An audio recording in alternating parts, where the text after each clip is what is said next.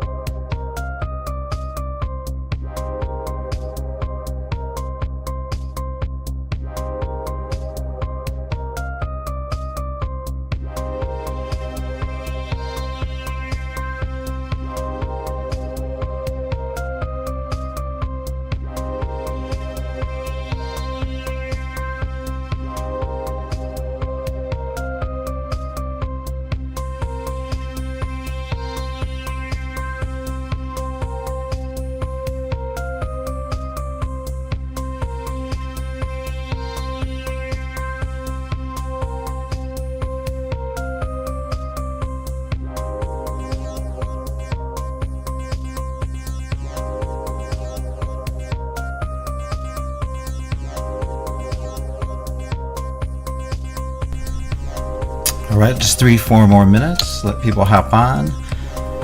Live from Chicago. Sunday, free classes. I'm ready. You ready? Grab some paper, pencil, water, coffee, whatever it is, tea that you do. We'll see you in just a few minutes. Everyone's hopping on, hopping on.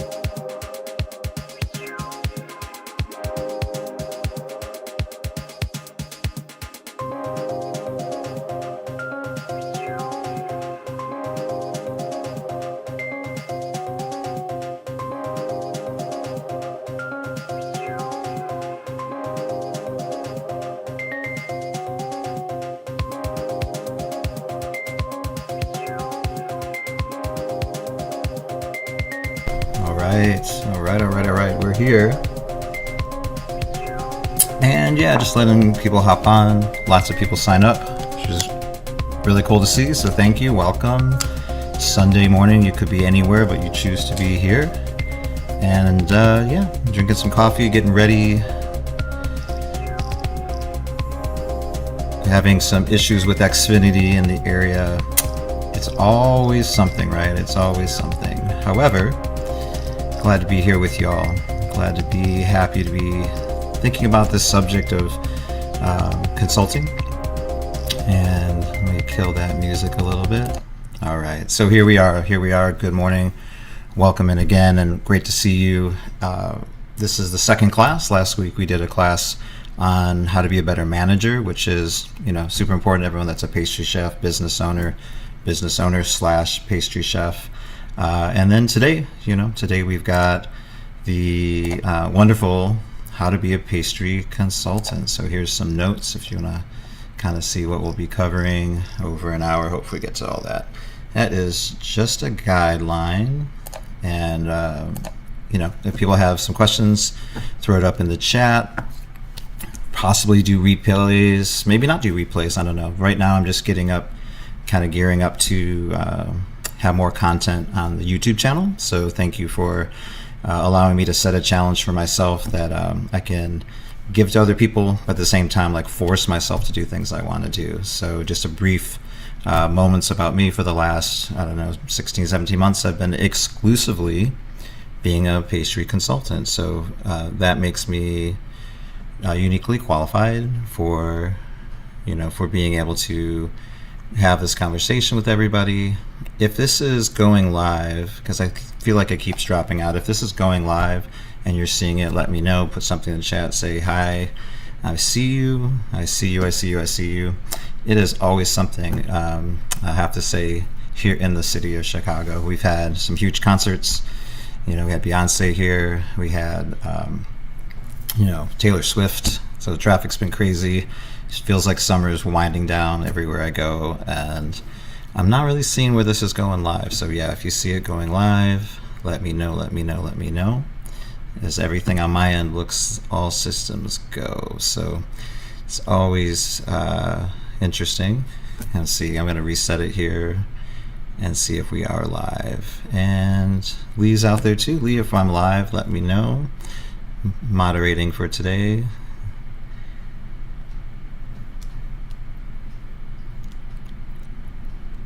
And we'll see. I don't want to get too much into the content. People can hop on. We're about 4 minutes, 5 minutes. I like to give people the chance to get on here and make the most of this. So, and we'll see. We see you. Okay, let's go. If Charity sees me, that's all I need. If you don't know, check out Charity Tea Confections out of Texas. Pretty wonderful. And speaking of someone who's had a lot of experiences, so each of you individually in the area of consult talent, and let's talk about just consulting in general. So I don't start off too far off. I'm gonna throw up the outline. Hopefully you can write down. So here's the intro. We did a quick intro, sound check everything. However, if you want to look at me as a chef, you can look on the internet, but really right now I'm doing the consulting. So we're going to talk about that today. And, next week we'll talk about launching a PR campaign. So as I've told everyone and anyone who'll listen, that chefs probably should run the world, pastry chefs in particular, and, just the organization, the multi-talented skill set. So that skill set lends itself well to consulting, I believe. And consulting is really, just the ability to share what you know, right? And then get a positive result, save someone time, save someone money. Time is money, right? The old saying. And so first we have to understand the role.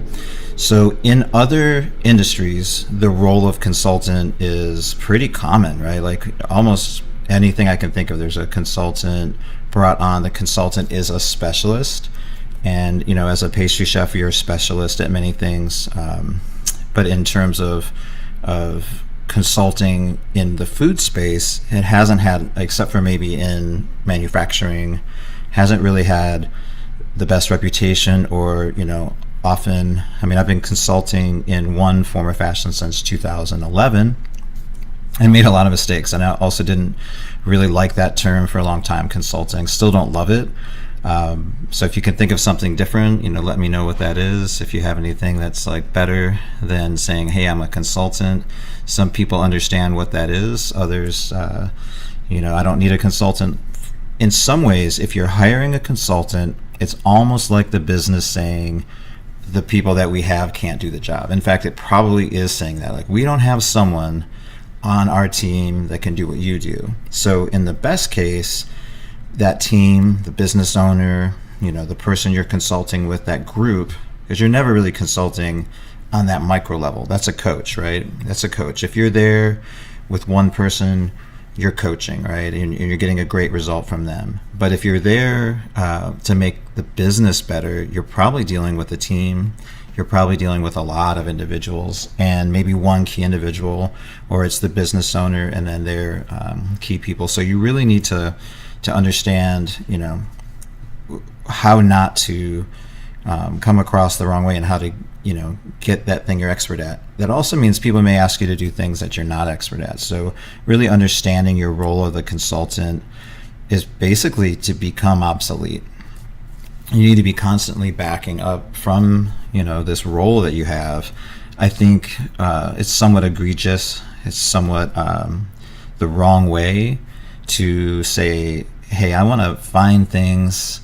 I want to take my time because I get paid, the longer I'm with this business. That should be not the right approach. That should be not the reason you do things.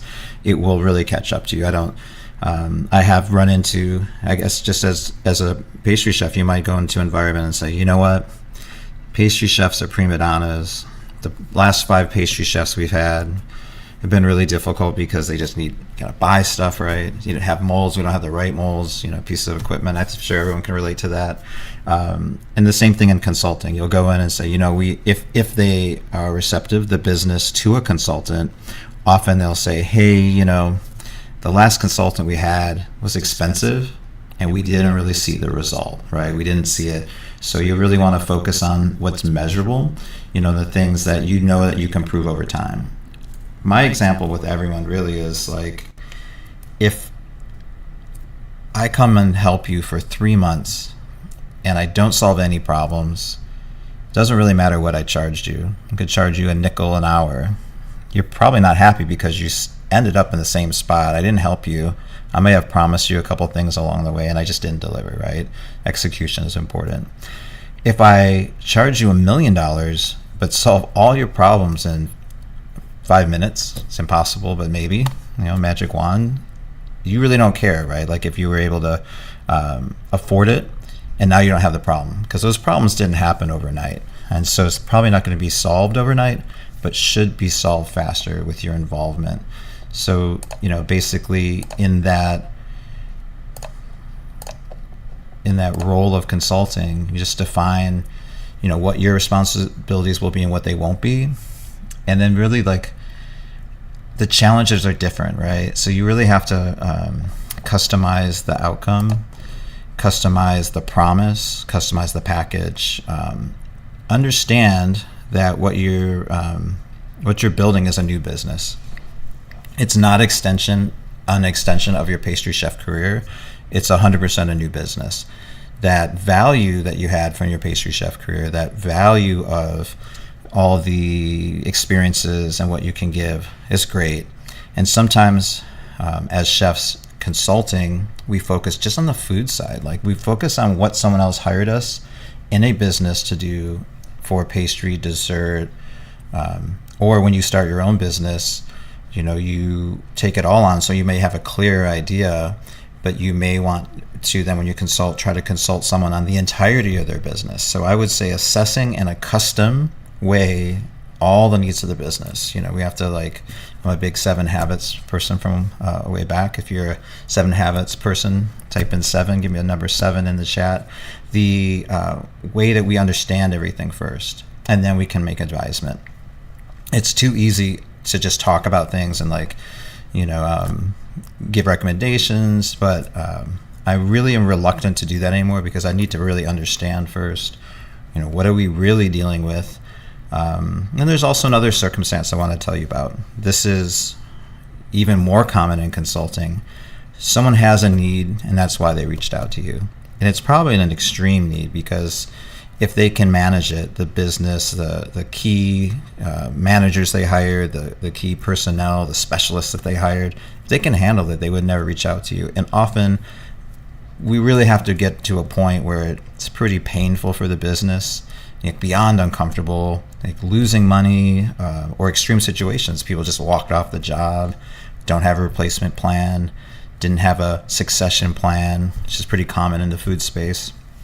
I can count on, one hand how many individuals were queued up and ready to take any position I had. That's just not how we're built, and labor's lean, so we don't have a lot of extra people floating around just in case, But the reality is most positions will move on eventually, right?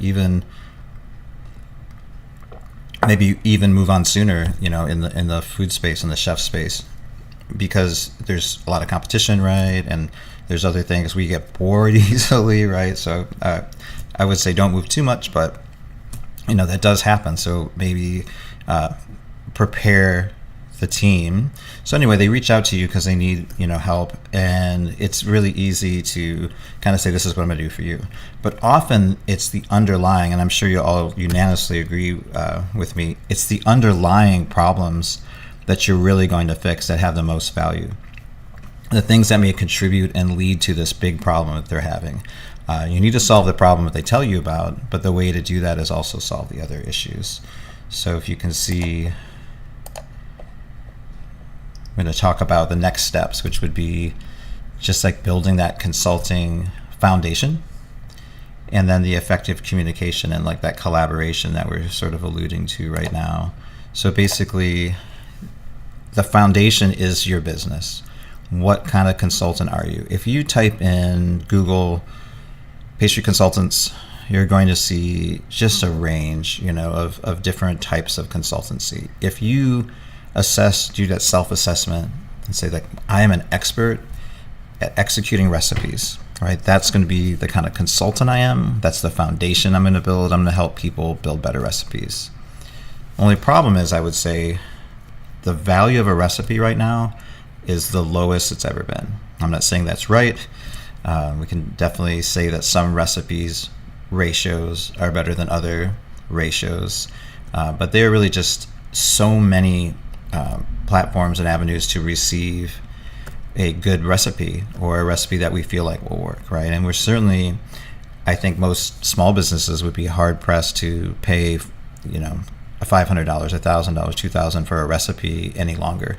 I feel like that is, if that ever happened, it was in the past. I mean, in my career, even working in some of the top hotels and top places in the world, the companies that were asking for recipes, it was more for PR. It was definitely not a lot of cash flowing around for those. It was more like an exposure opportunity. And when you get to the point in your career where you feel you no longer need that type of exposure, well, now I feel like you can have any platform, create a platform, send a message, deliver the message in any number of ways. So if your business is building recipes, you need an inroad to do that. So what are those? In your services then. So if you're to back up, creating a foundation for your business, you're going to be a consultant for recipes. What are those services? And create a package for each of those. So key times when a business in the cycle of their life need a lot of recipes is, when they're new and they open. So that's a great opportunity. Things don't open as much, but there are openings. You can find a way to focus on that. When new product lines come out, and in manufacturing, the volumes sometimes justify being an adjunct to the R&D team. All R&D teams in factories are created differently in manufacturing, and more the value of someone who's been in food service, hotels, and restaurants can be seen, right? Because often R&D teams come through a food technology background, really a great background. We learn a lot from them. But on the content, and if we're following trends in the marketplace, and if we look at grocery, there are many retailers that are following those trends. And so there's some value for you there too. But there are other things, like to talk about other models for being a consultant. If your business is making chocolate, if your business is cupcakes, right? If your business is confectionery of other types, you're like a candy maker. If you had a business like that, I would focus on other businesses like you. And sometimes it's sort of counterintuitive. People will say, like, why are you sharing so much, right? Like, there's all this competition. You know, especially if you're consulting, and I think you can own a business and also consult, or at least in the meantime consult and make a decision which you like, just as an add-on to the business. I don't think it's a problem to create competition for yourself, right? One, competition drives marketplace, makes you better. And overall, I don't think I'm only ever going to eat one croissant from one bakery in Chicago every day, and I'm just like, that's the one I'm never going. There may be ones I like better, but just the nature of what we do in sweets and desserts, and we'll try things, right? And there's an opportunity and lots of space, no matter where you are, especially with mail order. If you're in a city that's less big than Chicago, you really have opportunities to connect with customers all over. So I think we don't really need to be afraid of that. We don't have to have even the most unique product. Really having just the best quality product, listening to your customers would be great. So these are things that I would advise as a consultant. So let's check out the outline, make sure I'm staying on pace here. Looks like we're doing good. So that foundation, that is your business, right? So you're going to define that business and what skills and what we should talk about strategy a little bit. And strategy to me also is relevant for pricing, right? So a couple strategies. You can be paid by the hour. You can be paid sort of as a retainer model, and maybe some things in between. You could be paid by the project, but in every case, it needs to be well defined. And again, someone reaching out to you, I'll share with you. So I was consulting since like 2011, but that was on and off. I always had some major day jobs, right? Some great day jobs, and I'm thankful for all of those. But when I would get a nice piece of consulting, some years that would be more hours and would be really interesting, exciting, and gave me the confidence to say, this is something I love to do. Partially in the restaurant, in the hotel, when I was working, overseeing, 38 some grocery stores. Each of those steps, like, I just realized, like, if you want to reach people, touch people in the world, that satisfaction we have as chefs going to a table or sitting with a bride and then watching the result of making their vision come to life, sometimes making their dreams come true, or just giving them a happy moment. The ability to share that with others is a great motivation for being a consultant. That's probably the best motivation to really bring more things in the world. As I've said before, to me, the hardest thing in the world, in life, is to take those ideas and visions that we have up here and bring them into the world.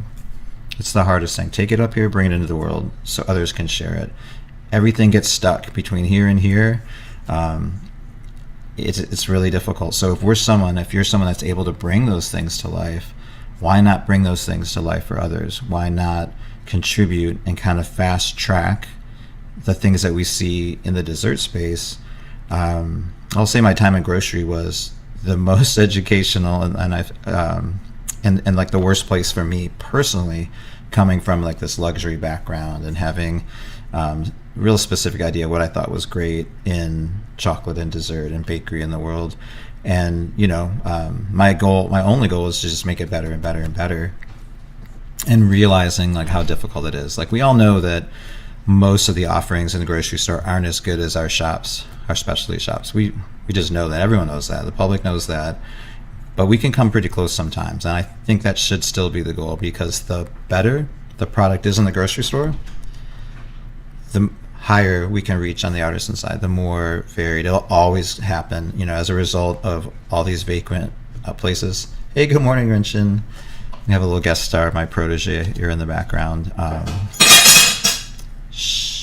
Sunday is family day, so after I hop off of this, we're going to do some family stuff. But say hi for everybody. Good morning. Hi. He's my critical advisor too. So if you ever want a critical analysis of a baked good, we bring it to the kids, the 5 pastry kids that stay here with me. So for that building the foundation and how you do the pricing and all those things, we've built a case for the need for the consultant. Now you need to decide what kind of consultant you will be. And, a lot of that boils down to effective communication. So I realize, to get back to the stories, and if anyone's had classes with me, I just talk around, and that's just how it is. Hopefully in the middle of all this, the good stuff comes. And basically, the point here is that your clients sometimes will drive you crazy, right? If you ever hear a consultant say, I love my clients, it's because you have some really good clients. And actually I can say, everyone I'm working with is working with me, has given me the privilege of working with. It has just been amazing. They've just been amazing people. They make me want to go hard for them and give them options and be, genuinely interested in the outcomes. We try to treat every business like it's our own, but you realize that they have much more at stake than you do, and they're relying on you to understand that and to step with them. I mean, granted, no one will care more about your business than you, like nobody, right? But if you understand that, we can get inside the business and help out. And as a third party, it's much easier to do. But that said, some of your early clients, and you may just be taking clients, right now I can say that there would be types of consulting that I would either refer someone else to or turn down.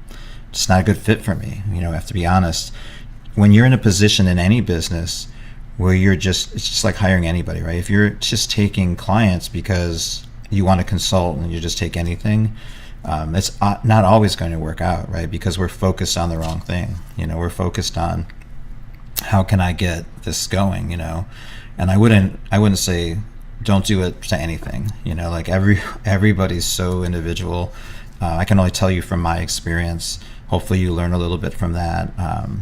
But in general, if you have a bad client, they'll drive you crazy, right? And then you have to say to yourself, wait a minute, it's because they have a need that they maybe don't see eye to eye with me. Like, I have the clarity, I'm the consultant, so if they don't understand something, that's to be expected. If they understood it, they wouldn't need you, and you wouldn't have a client, you wouldn't have work in that area. So spend that time early on. Don't push the process.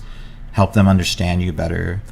In your foundation, you can create just good information about how you operate and who you are. I've had the benefit of having many years in the business. I'm good. I can point to a lot of things I've done, but don't let I'm too young in my career. I'm too old. I'm not ready. Those aren't reasons that you're not ready. I can say at 50 plus years old, I feel great and I'm really well positioned to do this. Others that feel I should have done that years ago. Well, I feel like that too, right? What if I knew now, if I knew then what I knew now, I would have done this earlier. We can all feel that way, but then just do it now. There's no other. And if you feel hey, I'm too young in my career, too young, no one's going to take me seriously. That's not true. You just have a different client, and that client is someone that you still know a little bit more than. You don't need to know everything to consult with someone. If they could find an employee of their business, they'd probably hire you. So whatever experiences you had, if you had a byproduct of working someplace, even if I would say you worked for fast casual, fast food, small mom and pop restaurants for a long time, this is perfect experience. But again, don't confuse where you'd want to be with your business or your career with the kind of clients you want. You can consult in any business. You don't, I had expected early on that I would consult with some high-end clients, right, and work with hotels, and I've done some of that. But my best clients aren't that, right? My best opportunities aren't that. They're all great clients, but the opportunity is really where you have the least, saturation of someone with your skill set. And as you get into some independent businesses that don't have a lot of resource, they're going to decide where do they spend that resource. So if you can, build a case for you helping them be better in 1 year, in 3 months, in 3 weeks, this is really important to understand. So, granted, this is sort of like the crash course, right? Because there's a lot to it, and you can always, message me. I'm pretty easy to find if you have some more questions about consulting. It's just like a big field, and we're really trying to get an introduction. If nothing else, if you walk away from this hour we spent together with, a little bit of insight, knowing that yes, this could be for you, no problem. This can definitely be for you, and also a little bit of some questions to fill in. That's great. It got you a little further. I don't think in school right now there's anywhere that you can go where they'll teach you how to be a consultant in the field, and we know consultants are needed. If you look at there's huge firms, worldwide firms that are just consulting. They just might not be consulting in the food space. Some do. One in particular that I would check out if I could say would be the EOS system. Not just because of the business that they are, but they've created a methodology. And so part of that, like consulting foundation, is coming up with your methodology, and that could be a whole other class, because that could be everything. It can be your philosophy infused in with just some nuts and bolts training, but you do need a framework, a creative framework. So it starts with identifying the project, and then really like that effective communication, like how you enter into it, your first meeting. I would never go cold. Even this outline for today, you see, like, preparation is key, right? I could probably turn on and just talk to everybody. I enjoy doing that, but I want to make sure I get a few points across. I make an outline. Same thing, like, don't go cold to first meetings. Really have something to say, have a viewpoint, right? Have a viewpoint and try to understand, and be don't be so quick to like solve for them. Don't be so quick to solve in the conversation. The solving comes later when you understand better. But you can definitely have referrals to business you've done. You can definitely, again, just listen, and just understand why they're reaching out to you. If you have a business that has sought you out in some way, connected or word of mouth,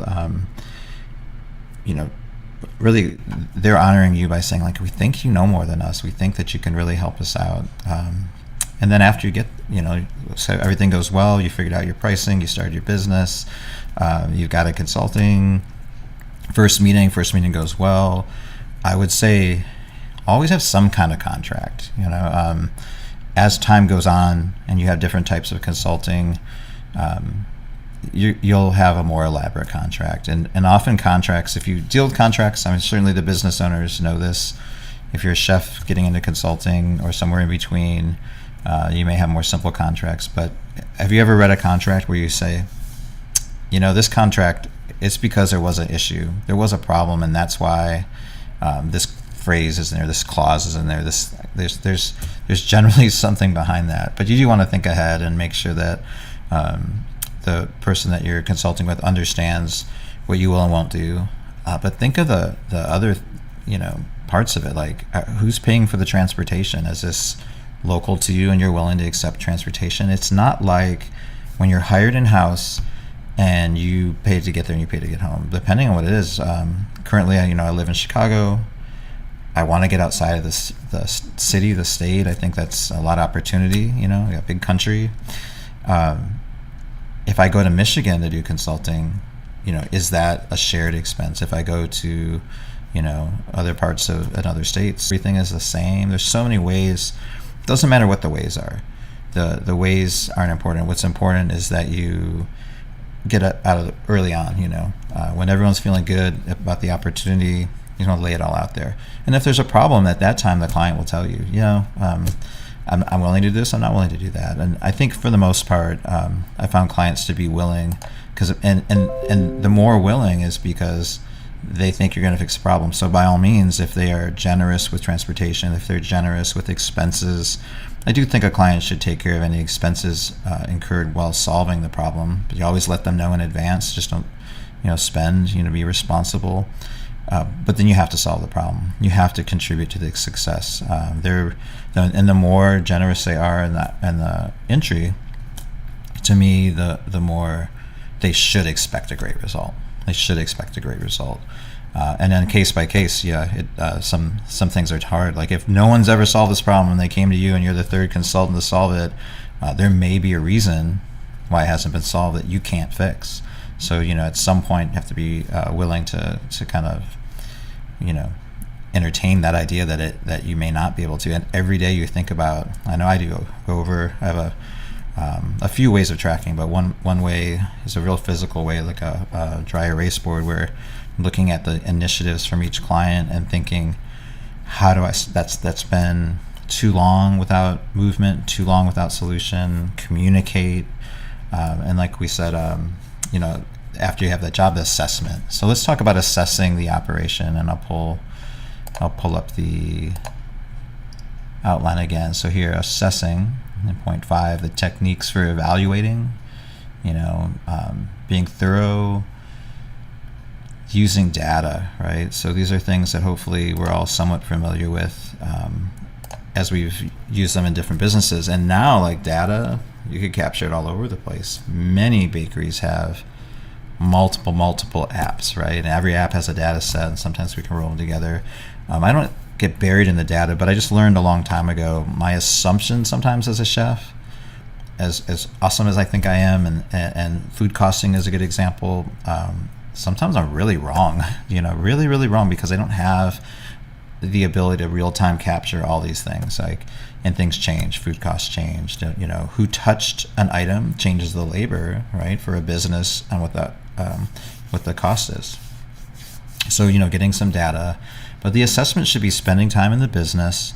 I would say limit your time, live time on the floor in any business, unless it's a designated training. And if you're going to spend a lot of time in the business as not just a guest and working, you need to have insurance that covers you if something happens. Whether the client says, "Oh, we need you to carry your own insurance policy" or not, it's just the best idea to have the coverage. Is that sometimes in our businesses, when we're an employee, we don't think twice about saying, use this mixer, do this. So yes, be safe. But if there's an accident, the business assesses and takes responsibility. But if you're from outside, you leave yourself exposed to really anything that happens by result of your actions. So if you said, "Hey, put that in that big mixer," and someone broke their arm in 3 places, there really could be, grounds for some type of lawsuit, unless there's some kind of coverage. So that covers your actions and other things. There's a lot of good policies. It's not that expensive. It's not that expensive to have a business insurance that helps. And then don't wait on those things. I know you may just have one client, you're trying it out, but or ask the business owner or who you're coaching, consulting, if they'll take responsibility in the event of any mishaps, right? If they trust you enough to bring you into the business, they probably trust you as a professional not to hurt yourself or get people hurt. But it's great to, and really important to get that out of the way in the beginning. And then when you're in the operation assessing it, take a lot of notes for a lot of reasons. Obviously, notes you want to go back to, but really like showing the individuals there that you're there, you take it seriously, that you're assessing it. If you're just standing around, like you're not a trainee, right? You're someone who's going to train them, and conversation is good, but you really need to understand the steps, right? So like take the notes, walk through the operation. I would say spend no more than, 4 or 5 hours. Sometimes it's more like short. Find out who are those key people you need to talk to first. Talk to the key people, report back to the business owner. Okay, this is what I found. What do we think? And then we can kind of put the plan together after the assessment, and that would be all the actionable plans. So again, we've got the piece of consulting work, kind of outlined what we think it is. We have some sort of written agreement, got some insurance, show up on site, schedule at least a week, if not a month. Let them know how how long the visits will be, the key personnel that you'll be with, and then set a date to follow up with the business owner. And I would do all of that as quickly as possible, business allowing, and in advance of putting together the plan. Okay, now you can start to make some decisions, use your expertise from what you see, still ask a lot of questions. It is not uncommon for me to start in on the consulting, and then because of the nature of the business, by the time a couple weeks are up, there's some other bigger need, right? Some businesses, every business is different. Some, the needs bubble up like daily, right? And that the focus therefore changes. And there may be something in a structural sense to talk to the business owner and the key managers about how easily the priority is swayed, and that may be likely is a reason why key objectives aren't met, while solutions aren't really put into place. Because really, how would that be possible if you're working on different things all the time? So again, when you have it in writing early on, this is what I'm here for. Now, of course, if I'm on site and someone says, hey, I know you're not here for bread, you're here for this chocolate thing we're making, could you take a look at it? I'll always take a look at it. But just be cautious, you don't get get sidetracked into doing things that you're not there for, because that could be the makeup of their business. And after you've gone through all that, we're going to look at how we can manage the change and the implementation, and then demonstrate the value. It's two key areas, because all this talk, and we still haven't done anything. We haven't consulted yet. So again, we have to get through all of that and still build the expectation that you're going to fix things, that you're going to fix things, and build the expectation that you're the right person. But at the same time, that all has to happen first. Like you just jump in. Basically, you're an employee that's not bringing the perspective. The key is your outside perspective. Often the answer the team has. The answer is there. I would say 99.995% of the time, the answer is already known by, or thought to be known, or assumed, or have some intuition about by the business owner. The key personnel, the employees, the frontline employees have to do every day. Talk to customers, do what's been asked of them, follow along. And often, because that communication isn't there, and we talk about good communication from the consultant to the business owner top down, we need to make sure that they're communicating effectively and not maybe like jumping to conclusions. The biggest misstep that I see on a daily basis is assuming we know why someone did something or why something's happening. Again, the biggest misstep is assuming why someone did something or why something is the way it is. Especially if have not been able to solve a problem, but you feel like this is what they're probably doing, or this is what that person always does, typically does, has been known to do. It's a pitfall, because a pitfall to problem solving, right? It's human nature to kind of say, oh, I know how my best friend is. They do this all the time. And you may be right? It's the closer someone gets to you, then maybe that's the case. But in a professional sense, for consulting, for solving problems and making an impact, we can't assume anything. And we have to ask the business owner and the key personnel, a business, or in the business, they're spending all their time.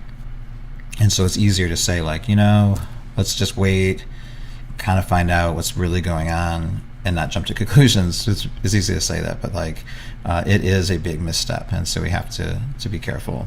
Managing the change and implementation. Before I worked in grocery, people would tell me, Jimmy, people hate change. And I'd say, yeah, I know, but one, personally, I love change, and that's true. I love new things, I get attached to some old ways, but to me, something new is exciting. It's just kind of fun and different. Pastry chefs, most of us are built that way. Bakers built different way, right? I kind of say a baker often, and there's a lot, there's not a disrespectful sentence at all. I have immense respect for dyed-in-the-wool bakers. There's far too few of you in the world, but tend to really enjoy routine, because the results of your work come from having a good routine and making countless adjustments along the way, minute adjustments.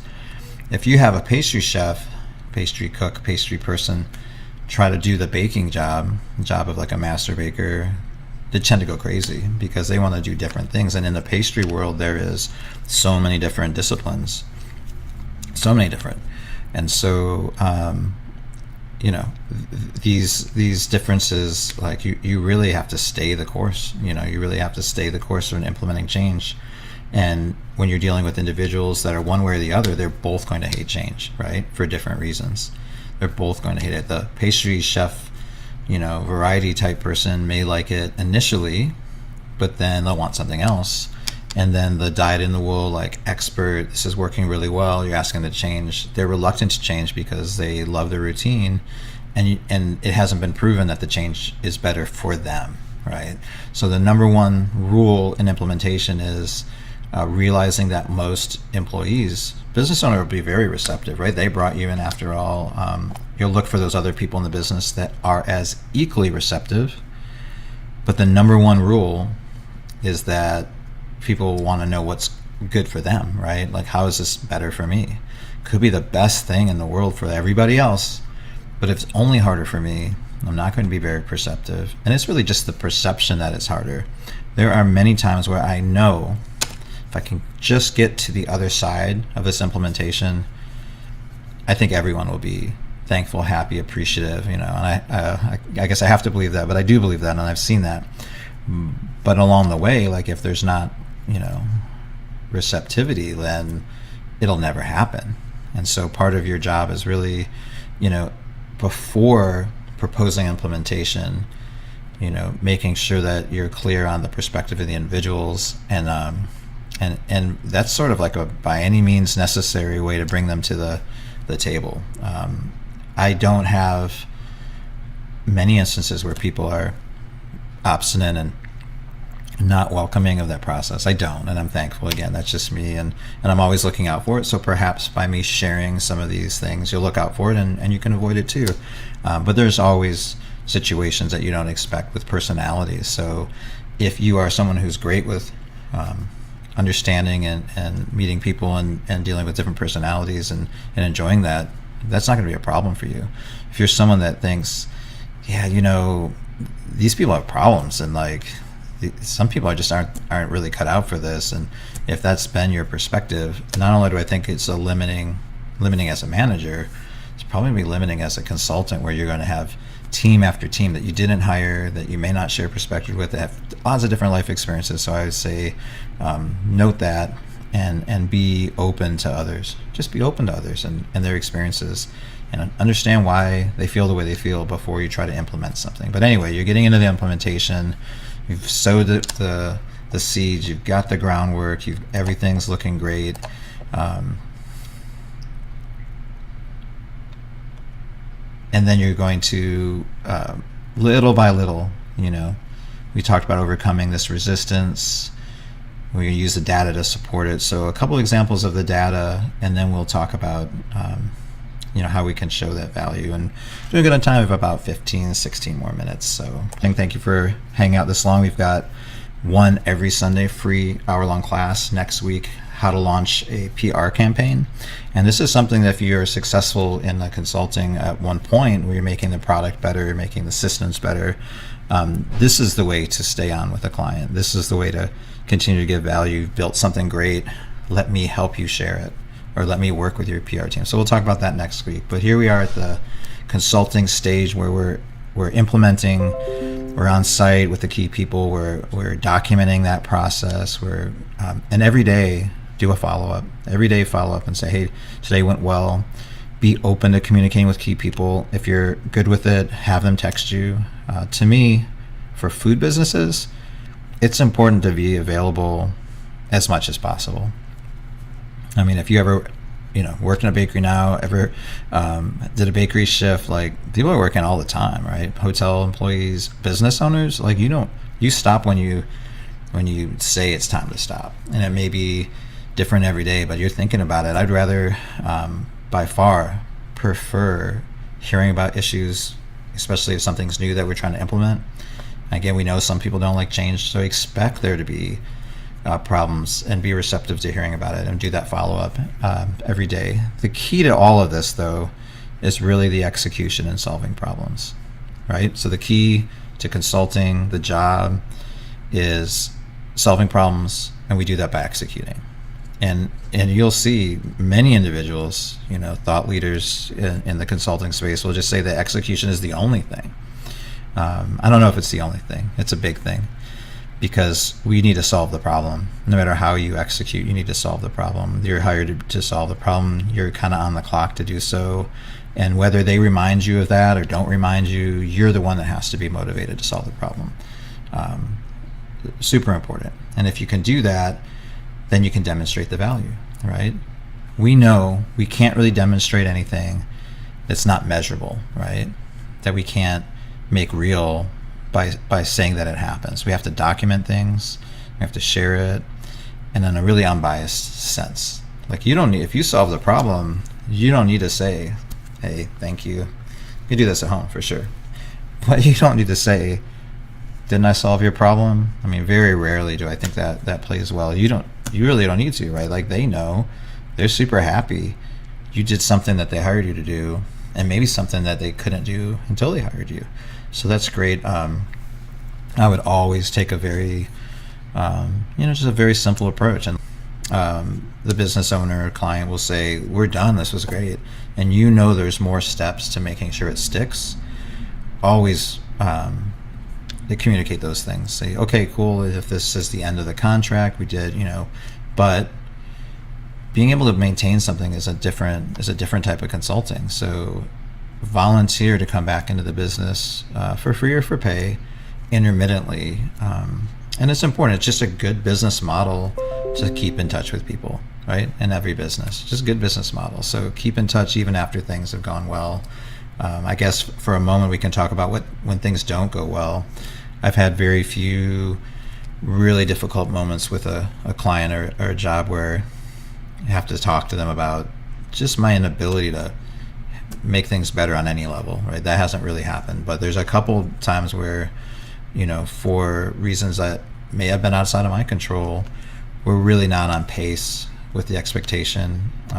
In certain areas, as you may know, if you look at my website at pastryvirtuosity.com, you'll see I kind of straddle the whole industry. Like, I'll work in restaurants and bakeries, I work in manufacturing, I work with distributors. That's just how my business is built from my experience. But sometimes you may have a bakery who's getting into grocery and not understand the time frame's different. Because if you're in your small business, and correct me if I'm wrong, if I want to put something out today, I just put it out. I put a price on it. If I feel comfortable with that, I can go.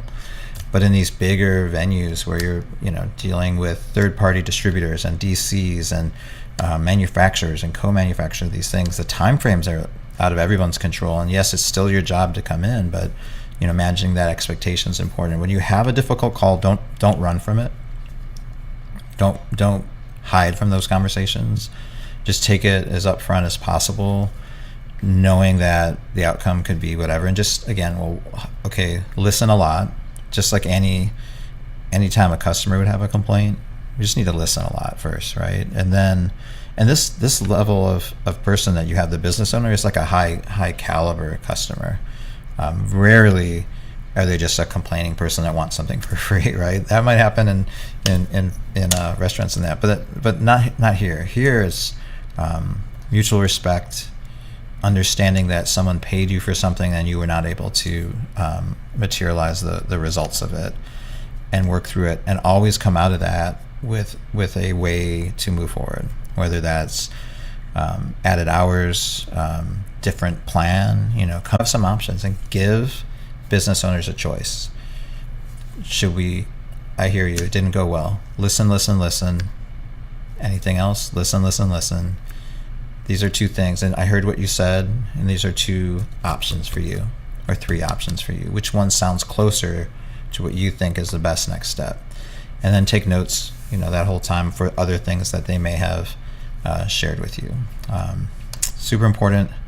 Hope everyone understands those things. Again, it's a big topic, but it gives you an idea of things to expect. So when you think about consulting, don't just think about like, hey, I'm going to just do this work. It's all these things. It's a package as part of the business. And then a couple of last things, or just under 10 minutes, marketing yourself as a bakery consultant, the marketing side, and then any Q&A or anything if you want to put in the chat. I try to be super complete. I know I talk a ton and try to give you the most in an hour.